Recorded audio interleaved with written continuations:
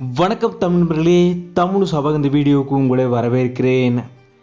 எதிர்நீச்சல் serial இப்போவே பரபரப்போட உச்சத்தில் தான் ஒளிபரப்பட்டு வருது.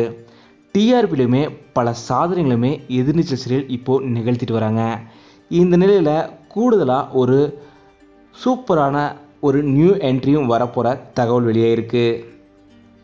எதிர்நீச்சல் சீரியலை இயக்குன திருசெல்வம் சார் அவர்கள் இயக்குன சீரியல் தான் கோலங்கள் சீரியல்.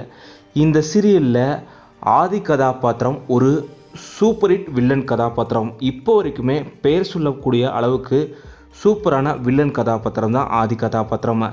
இந்த கதாபாத்திரத்தை அஜய் கபூர் அவர்கள் தான் நடிச்சிருந்தார்.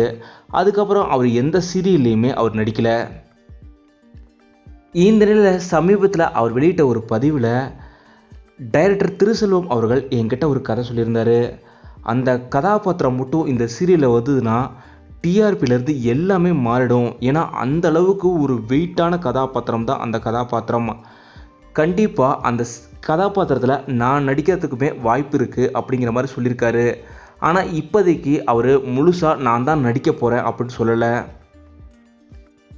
ஆனால் எதிர்நீச்சல் சீரியலில் மட்டும் அந்த கதாபாத்திரம் வந்துச்சுன்னா நீங்கள் எதிர்பார்க்காத அளவுக்கு டிஆர்பியிலேருந்து இந்த சீரியல் வேறு லெவலில் போக போகுது. ஏன்னா எதிர்நீச்சலோட தொடக்கமே அந்த கதாபாத்திரமாக தான் இருக்கும் அப்படின்னு சொல்லி ஒரு மிகப்பெரிய ஹைப்பை ஏற்படுத்தியிருக்காரு அஜய் கபூர் அவர்கள்.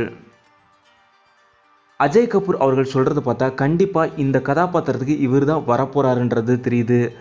எப்போ வரப்போகிறாருன்றது இப்போ வரைக்கும் உறுதியாக தெரில.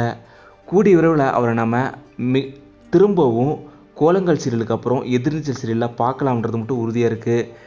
நீங்கள் இவரோட கதாபாத்திரத்தோட என்ட்ரிக்காக எவ்வளோ வெயிட் பண்ணுறீங்க அப்படிங்கிறத மறக்காமல் கீழே கமெண்ட்டில் சொல்லுங்கள். கோலங்கள் சீரியலில் ஆதி கதாபாத்திரத்தோட இவரோட நடிப்பு எப்படின்றதையும் சொல்லுங்கள்.